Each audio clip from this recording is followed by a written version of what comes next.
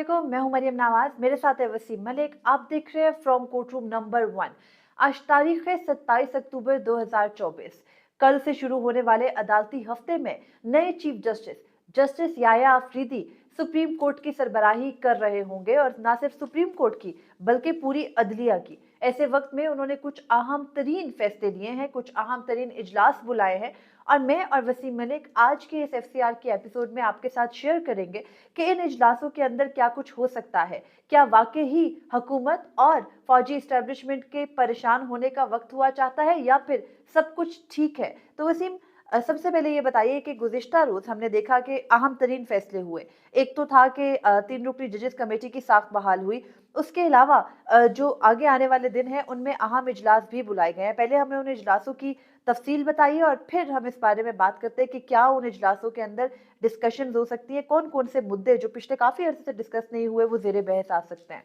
26वीं आईनी तरमीम के तनाजुर में देखें तो जो गुज़श्ता 2 हफ्ते गुजरे थे वो बड़े हेक्टिक थे। हम्म, हर लम्हे सूरत हाल बदल रही थी, नई खबरें सामने आ रही थी। फिर जो कल का दिन है, इवन की छुट्टी का रोज़ था, नामजद चीफ जस्टिस ने हल्फ उठाया, सुप्रीम कोर्ट पहुंचे, 4 बड़े फैसले किए। जस्टिस मंसूर अली शाह, जस्टिस मुनीब अख्तर की वापसी हुई, जो इटसेल्फ एक बहुत बड़ा पैगाम था उन हल्कों के लिए जो इन 2 जजेस को सुपरसीड करके साइड लाइन करना चाहते थे। उसके बाद जो उनके 4 इकदाम सामने आए, उसमें तो हमने गुज़श्ता रोज़ की जो एफसीआर की वीडियो है उसमें ओथ टेकिंग सेरेमनी के हवाले से जो एक्सक्लूसिव डिटेल थी वो हमने सामने रखी थी, मगर उसके बाद हमने ये भी बता दिया था कि कमेटी को भी रिकॉन्स्टिट्यूट कर दिया गया। उसके बाद जो डेवलपमेंट्स हुई, एक तो बेंचेस की तश्कील हो गई, वो जस्टिस मुनीब अख्तर के साथ बैठकर बेंचेस की तश्कील होती है, मगर उससे भी अहम 2 इजलास तलब किए गए। फुल कोर्ट का तो हम गुज़श्ता रोज़ भी बता चुके थे, यानी कल सोमवार के रोज़ सुप्रीम कोर्ट ऑफ पाकिस्तान का पहला फुल कोर्ट इजलास जो है वो होने जा रहा है। और आल तो हमने ये खबर भी बताई थी कि ये गालबन एक तारफी फुल कोर्ट इजलास होगा, जस्टिस मंसूर अली शाह की वापसी के बाद एक फुल फ्लैज जिसका पूरा एजेंडा होगा, जिसमें फैसले होंगे। इतलात के मुताबिक वो फुल कोर्ट का इजलास तब होगा। मगर इस सब में 2 अहम तरीन खबरें हैं मरियम। पहली ये कि 7 नवंबर को एक इंसदाद दहशत गर्दी अदालत के जो इंतजामी जजेस हैं उनका इजलास तलब किया है जस्टिस याया अफरीदी ने, और साथ कारकर्दगी रिपोर्ट भी तलब की है। अब ये अहम है कि ये जो इंसदाद दहशत गर्दी अदालत के जजेस के इजलास की बात कर रहे हैं, तो मेरा जो जहन है वो 9 मई के केसेस में क्यों जाता है, वो पाकिस्तान तहरीक इंसाफ के केसेस में क्यों जाता है, और उन केसेस में जिसमें इस मुल्क की फौजी इस्टेब्लिशमेंट और खुफिया एजेंसियों ने मुदाखलत की। एडीसी के जजेस सरगोदा और रावलपिंडी के, उन्होंने ये चीजें रिकॉर्ड पर रखी। दूसरा अहम तरीन इजलास वो सुप्रीम जुडिशल काउंसिल का इजलास है जो कि 8 नवंबर को तलब किया गया है। अब सवाल यह है कि ऐसे वक्त में सुप्रीम जुडिशल काउंसिल का इजलास क्यों तलब किया गया है? सुप्रीम जुडिशल काउंसिल के इजलास तलब करने के पीछे क्या इस्लामाबाद हाईकोर्ट के 6 जजेस का जो खत है वो उसका ताल्लुक है? क्योंकि इस्लामाबाद हाईकोर्ट के 6 जजेस के खत के ऊपर जो सो मोटो नोटिस लिया गया था, उस पर जस्टिस याया अफरीदी ने जब बेंच से अलहदगी की थी तो उन्होंने, आपको याद होगा, एक नोट लिखा था, और उस नोट में उन्होंने क्या कुछ लिखा था। तो ये तमाम तर चीजें आपस में मुमकिन तौर पर ये इंटरलिंक्ड हैं। मतलब जब मैं सोचता हूँ कि मुमकिनात क्या हो सकती हैं तो ये सामने आती हैं। तो हम आई थिंक पहले बारी आपको बारी चलते हैं। आप जरा सबसे पहले हम मुझे वन लाइनर में ना फुल कोर्ट के ऊपर अपना कमेंट दे दीजिए, फिर हम इन दोनों इजलासों के ऊपर आते हैं। मुझे लगता है कि हम फुल कोर्ट को इस तमाम तर सिनारियों के साथ मिलाकर देखें तो ज़्यादा बेहतर होगा, क्योंकि फुल कोर्ट वो मीटिंग है जो सुप्रीम कोर्ट के जजेस एक लंबे अरसे के बाद मिल बैठ रहे हैं, और ये लंबा अरसा मार्च के बाद अब आया है, यानी अक्टूबर के आखिर में आया है। और इसमें जजेस बैठकर वो बात करेंगे, यानी इससे पिछली जो फुल कोर्ट हुई थी, अगर मैं आपका को रिमाइंड कराती चलूँ, तो वो हुई थी जब 6 जजेस ने खत लिखा था, जिसका जिक्र वसीम ने आपके सामने किया। 2 फुल कोर्ट्स मीटिंग तब हुई थी, और उसके बाद फुल कोर्ट्स तमाम जजेस को बिठाकर दोबारा नहीं की साबिक चीफ जस्टिस काजी फजीसा ने। और फिर अब चीफ जस्टिस याया अफरीदी ने अपना मनसब संभालते ही फुल कोर्ट बुलाई। तो जो मैं समझती हूँ, गो के ये तारुफी इजलास भी होगा वसीम, और इसके बारे में जो हतमी इजलास एक और होना है वो जस्टिस मंसूर अली शाह की वापसी पर है। लेकिन कुछ जराए का दावा ये भी है कि जस्टिस मंसूर अली शाह को कॉल पर भी लिया जा सकता है अगर कोई बहुत इमरजेंसी हुई। और उसके अलावा ये कि जो मामलात ज़ेरे बहस आ सकते हैं, देखिए अदलिया के साथ इस अरसे में क्या हुआ, यानी मार्च से लेकर, या आप अप्रैल कर ले, अक्टूबर तक, जो इस पूरे साल के अंदर हुआ, यानी इन 7 माह में वो क्या क्या है। 26वीं आईनी तरमीम तो अब आई। वो जस्टिस मंसूर अली शाह ने अपने उस खत पे जिसमें वो काजी फाजिसा की रिटायरमेंट पे नहीं आए थे, वजूहात बताई थी, उसमें उन्होंने वो सारा पैराए में बता दिया था, अदलिया की आज़ादी से लेकर एग्जीक्यूटिव का साथ देना, सुप्रीम कोर्ट ऑफ पाकिस्तान के फैसलों पर अमल देखिए, न करना, और एक लंबी दास्तान वो है। उनके इक़दामात के बाद होने वाले डैमेज की बात ज़रूर थी। लेकिन कल वसीम जब जजेस मिल बैठेंगे, सब होंगे आपको मालूम है, और जस्टिस याह्या आफरीदी ज़ाहिर है ऐसे तो नहीं होगा ना कि आते साथ कहें कि आप बताएँ क्या शिकायत है। पहले वो बताएँगे कि उन्होंने मनसब सँभाला है, उनके ज़हन में क्या कुछ है, किस तरीके से वो अदलिया को आगे चलाना चाहते हैं, किस तरह से वो अपनी सुप्रीम कोर्ट को आगे बढ़ाना चाहते हैं। और उसके बाद ज़ाहिर है कि जब जजेस के कमेंट लेने की बारी आएगी, तो वसीम मैं समझती हूँ कि supreme court practice and procedure तरमीमी ऑर्डिनेंस भी कल ही ज़ेरे बहस आएगा। 24वीं आईनी तरमीम भी ज़ेरे बहस आएगी। अदलिया के साथ जो अभी तक का किया गया डैमेज है, वो भी अंडर डिस्कशन आएगा, और ये भी होगा कि लोगों का एतमाद कैसे बहाल करना है हमने, और कैसे हुकूमत का को रोकना है, उनको उनकी हदूद बतानी है, हमने अपनी हदूद समझनी है। ये तो नहीं है ना कि आप अदलिया की हदूद सेट करते करते हुकूमत अपनी हदूद भूल जाए। तो जाहिर है ये वो लकीर है जो खींचने की बात सिर्फ जस्टिस मंसूर अली शाह नहीं करते रहे, बल्कि सुप्रीम कोर्ट के मुतअद्दिद जजेस की, मैं मिली हूँ कल, आप हमने बात की इस बारे में कल तफसीली, मुतअद्दिद जजेस की राय ये है कि कहीं तो लकीर खींचनी है ना, अच्छा, बेलगाम इसमें तो किसी को मखसूस छोड़ा नहीं जा नशिस्तों का सकता। मामला भी है, वो भी ज़ेर बहस आ सकता है। चलें, बिल्कुल। बहरहाल ये अब कल के रोज़ ये फुल कोर्ट है, तभी उसमें क्या इतलात निकलती हैं हम इसी प्लेटफॉर्म से नाज़रीन के सामने रख देते हैं। मगर उसके बाद आप ज़रा बात कर लेते हैं जो 7 नवंबर को इंसदाद दहशतगर्दी हम्म। अदालत के जजेस की बात है, उस पर बाद में आते हैं। पहले हम बात कर लेते हैं सुप्रीम जुडिशल कौंसिल। हम्म। सुप्रीम जुडिशल कौंसिल का इजलास बुलाया गया है, जस्टिस हम्म। मंसूर अली शाह की वापसी हो चुकी होगी, मगर सवाल ये है कि सुप्रीम जुडिशल कौंसिल है क्या, हम्म। और उसका इजलास अब क्यों बुलाया गया। हम्म। देखिए, बड़ी सादा सी बात है, आइन का आर्टिकल 209, वो एक आइनी इदारा है सुप्रीम जुडिशल कौंसिल, जो कि आला अदलिया के जजेस जो हैं उनके खिलाफ जो ज़ाब्ते की कार्रवाई है, जो उनके कंडक्ट के ऊपर कार्रवाई है, यानी जजेस को हटाने की जो एक फोरम है,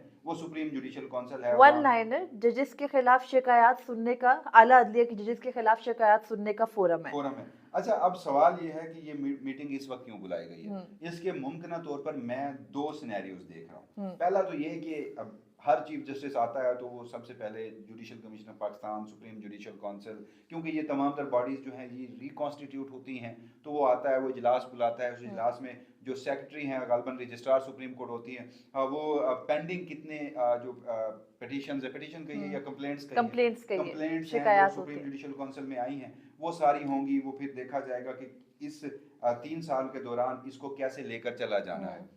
जो दूसरी मुमकिन सूरत हाल है वो मुझे ज़्यादा कन्विंसिंग लग रही है, वो ये कि इस्लामाबाद हाई कोर्ट के जजेस के खत का मामला। अब इस्लामाबाद हाई कोर्ट के जजेस के खत के मामले पर क्या सूरत हाल है, अगेन मुझे दो उसमें भी पॉसिबिलिटीज नजर आ रही हैं।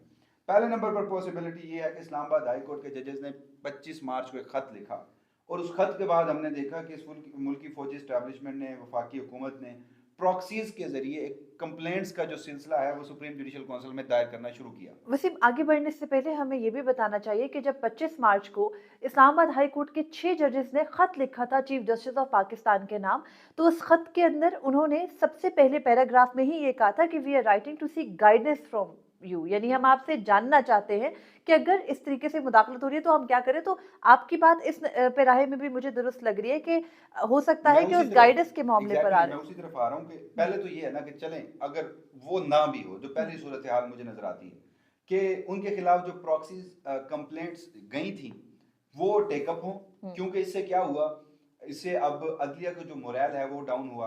इससे कुछ हमारे सहाफ़ी दोस्तों ने भी और कुछ सोशल मीडिया ट्रोल्स ने भी क्या किया, उन जजेस की तज़हीक की। At the end of the day judiciary कमज़ोर हो रही थी, तो ये जस्टिस याह्या अफरीदी की जिम्मेदारी भी है कि वो उन कंप्लेंट्स में हकीकत क्या है उनको टेकअप करें।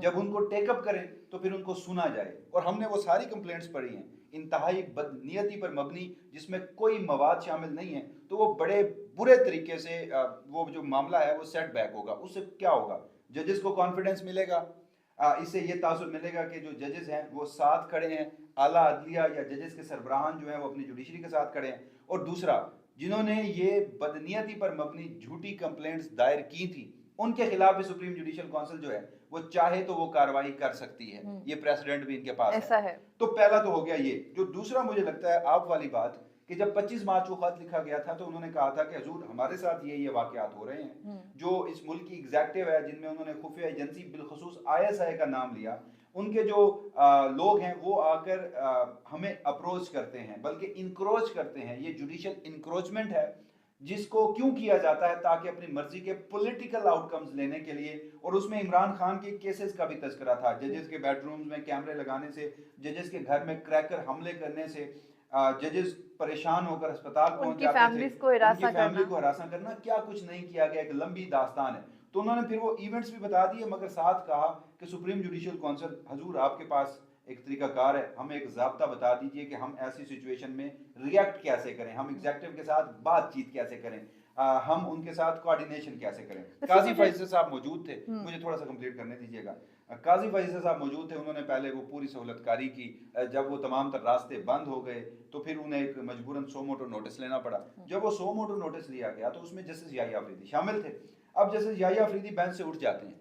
बेंच से उठते वक्त उन्होंने जो नोट लिखा था, उसके जो चीदा चीदा नुकात है, या उस नोट की जो एसेंस है, वो मैं आपके सामने रख देता हूँ। उन्होंने कहा कि हाई कोर्ट्स आइन के तहत आज़ाद हैं। आइन के आर्टिकल 184(3) का, यानी कि सो मोटो जब इन्वोक किया गया था तो 184(3) इन्वोक किया गया था। आइन के आर्टिकल 184(3) का हाई कोर्ट्स पर इस्तेमाल नहीं होना चाहिए। अज़खुद नोटिस अच्छी नीयत से लिया गया, मगर अज़खुद नोटिस हाई कोर्ट की आज़ादी और हाई कोर्ट के जजेस की आज़ादी को मुतासिर कर सकता है, नुकसान पहुंचा सकता है। जस्टिस याहिया अफरीदी ने मजीद कहा था कि मामलात सुप्रीम जुडिशियल काउंसिल में रखे जाने चाहिए, वहां ज़ाब्ता इखलाक जो है वो देखा जाना चाहिए। तो जो जज उस सो मोटो नोटिस में इस वजह से नहीं बैठा था कि वो चाहता था कि सुप्रीम जुडिशियल काउंसिल जो है वो ज़ाब्ता तय कर सके, तो अब आइन के आर्टिकल 209 के तहत इस सुप्रीम जुडिशियल काउंसिल के पास अख्तियार है।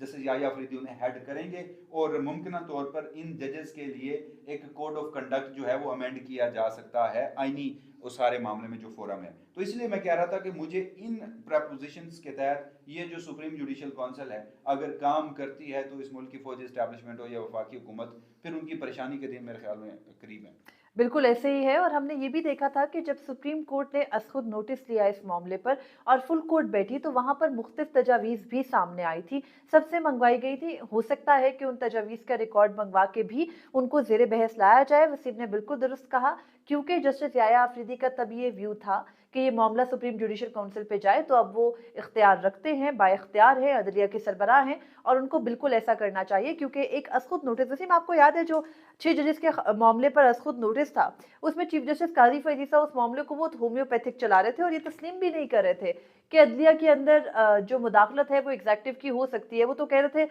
ये भी हो सकता है किसी जज का कोई बहन भाई, कोई उसका रिश्तेदार, कोई दोस्त उसको प्रेशराइज करे, तो आप उसको, मतलब वो बात की मुद्दे के एसेंस में नहीं जा रहे थे, उसकी डेप्थ में मेंटालिटी, नहीं जा रहे देखिए थे। मेंटालिटी ये थी कि वो ये समझते थे कि मेरी पीठ में छुरा घोंपा है इन जजेस ने खत लिखकर।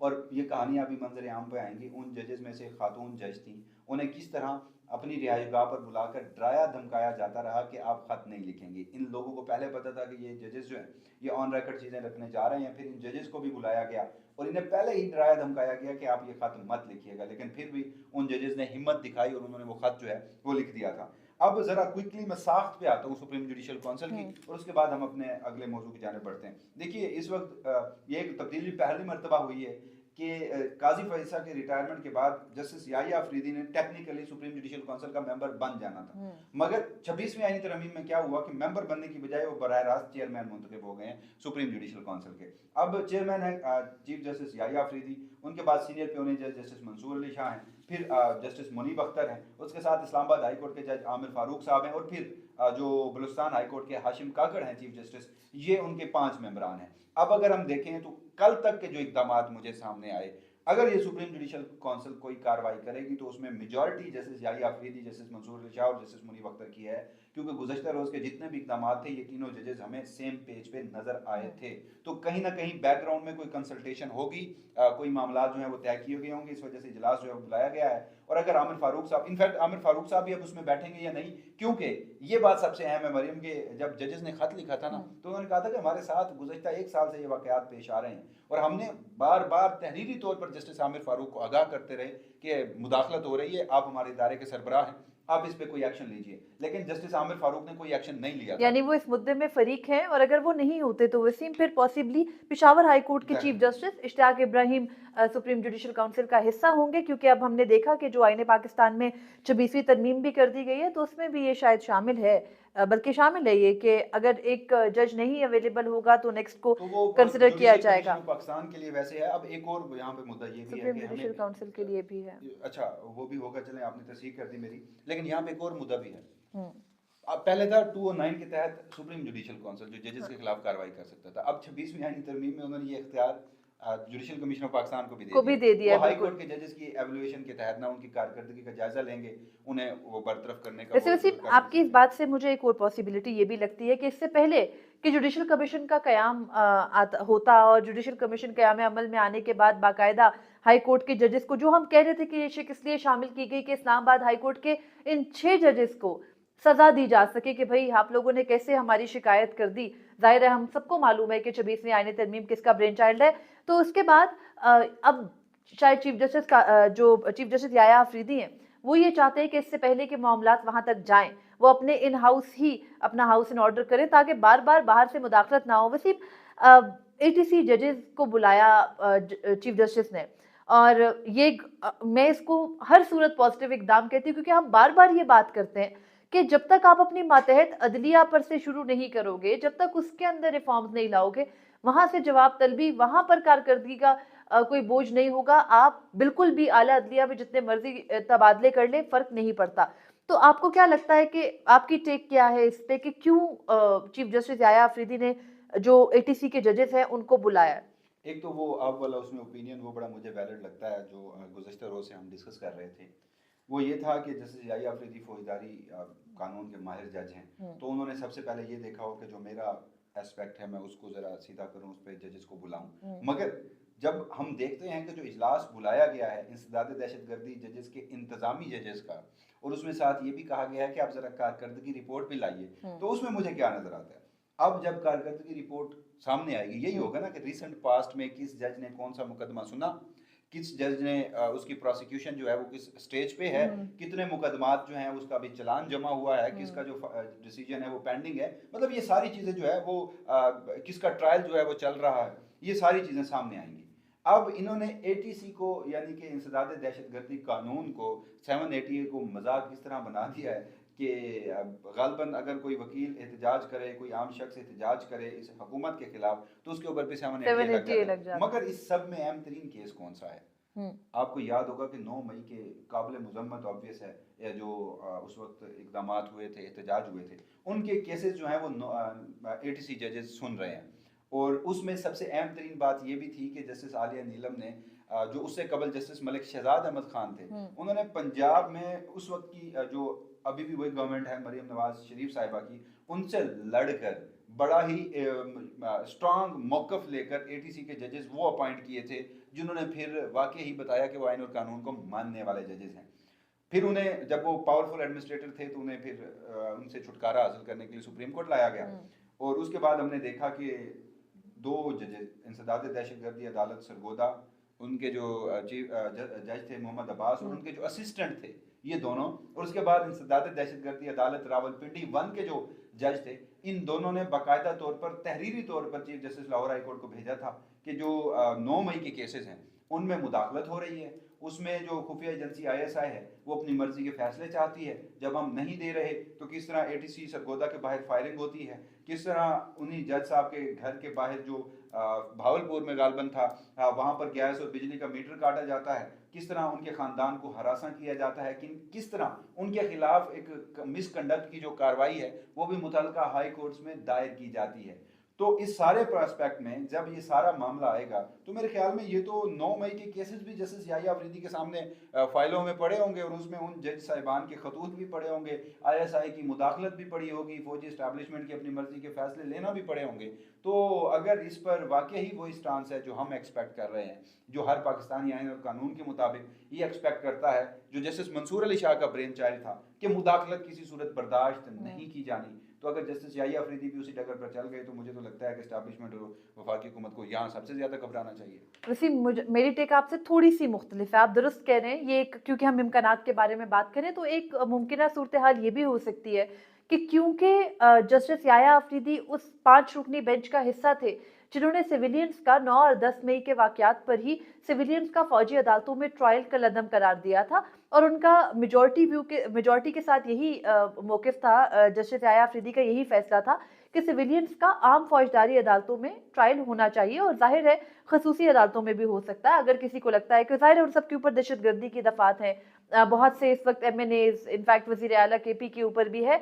तो अब मामला ये है कि एक तरफ सिविलियंस का फौजी अदालतों में ट्रायल का मामला है। हमें पता है कि 26वीं आईनी तरमीम के अंदर हमने आपको सबसे पहले ये खबर दी थी कि आर्टिकल 8 के अंदर अमेंडमेंट करके सिविलियंस को फौजी अदालतों में ट्रायल के लिए लायबल बनाया जा रहा था, साथ में फौजी अदालतों का प्रॉपर कयाम भी जो है वो किया जा रहा था, लेकिन बाद में वो जो एक खतरनाक किस्म की तरमीम थी वो निकाल दी गई थी। अब ये भी कहा जा रहा है कुछ हुकूमती रहनुमाओं की जानिब से कि दोबारा से 27वीं जो आईनी तरमीम है वो की जाएगी और उसके अंदर फौजी अदालतें शामिल होंगी। तो इस पूरे सिनेरियो में मुझे ये लगता है कि चीफ जस्टिस याया अफरीदी को भी तमाम तर सूरत हाल का बतौर अदलिया के सरबराह चैलेंजेस का भी इदराक है, सूरत हाल का भी इदराक है, हुकूमत के इरादों का भी इल्म है, और इस वजह से वो ये चाह रहे हैं, जो हमने पहले भी बात की, कि रूट कॉज को, जड़ से पकड़ा जाए मसले को, और वहां से जो मसाइल का हल है वो करने की कोशिश की जाए। तो जो भी होगा, चाहे जो वसीम का मौकिफ है वो या जो मेरा है, हम इसको एक पॉजिटिव ही तरीके से देख रहे हैं, क्योंकि इससे पहले हमने नहीं देखा वसीम के किसी